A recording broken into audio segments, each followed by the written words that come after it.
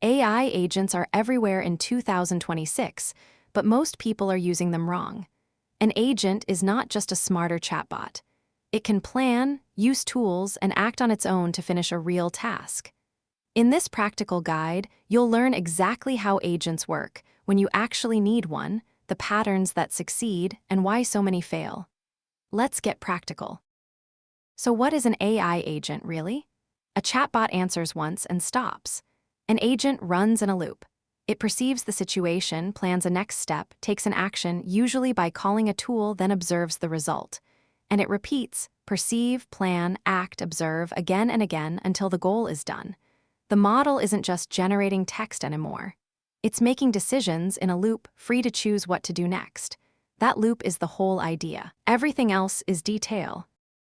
Here's the most important practical question, and the one almost everyone gets wrong. Do you actually need an agent? If your task has fixed known steps, do A, then B, then C, that's a workflow. Hard code it. It's cheaper, faster, and predictable. You only need an agent when the path is unknown, when the next step depends on what you find along the way, and the model has to decide for itself.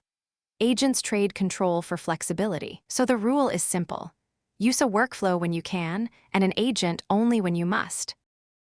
Let's watch the loop on a real task. Book me a table for 4 tonight. Perceive, the agent reads the request. Plan, it decides to search for restaurants first. Act, it calls a search tool. Observe, 3 options come back. Plan again, it picks one and checks availability. Act, it calls the booking tool. Observe, confirmed. Goal complete. Notice, nobody scripted those steps. The agent chose each one based on what it saw. That is the difference between plain automation and a real agent. After thousands of real agents, 4 patterns stand out. 1. Tool use, give the model real tools to call. This is the foundation of everything.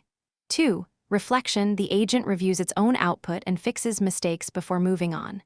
3. Planning, it breaks a big goal into a list of sub-steps, then works through them. And 4. Multi-agent, split the work across specialists, like a researcher, a writer, and a reviewer. Start with tool use. Add the others only when the task truly needs them. More complexity is not more capability. An agent is only as useful as the tools it can reach. On its own, the model is brilliant but blind. Tools are its hands: search, code, email, your database. And this is exactly where MCP comes in. It's the standard way to plug tools into any agent. Connect an MCP server, and your agent instantly gains a new skill with no custom glue code. Agents are the brain. MCP gives them hands. The two were built for each other.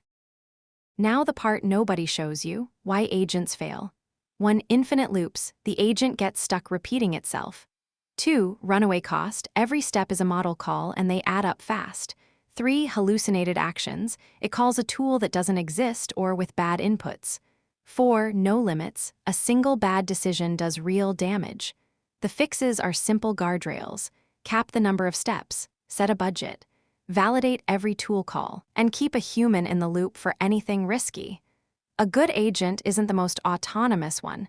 It's the one that fails safely. So how do you actually start? Don't build a giant autonomous system. Take 3 things: a capable model, 1 or 2 tools it really needs, and a single clear goal.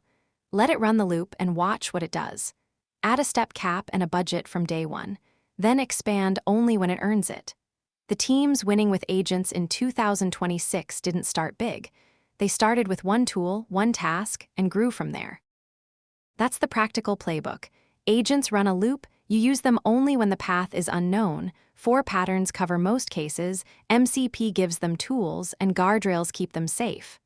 Start small, stay in control, and let it grow. If this was useful, subscribe. Next, we go hands-on with the coding agents that write and ship real software. Stay curious.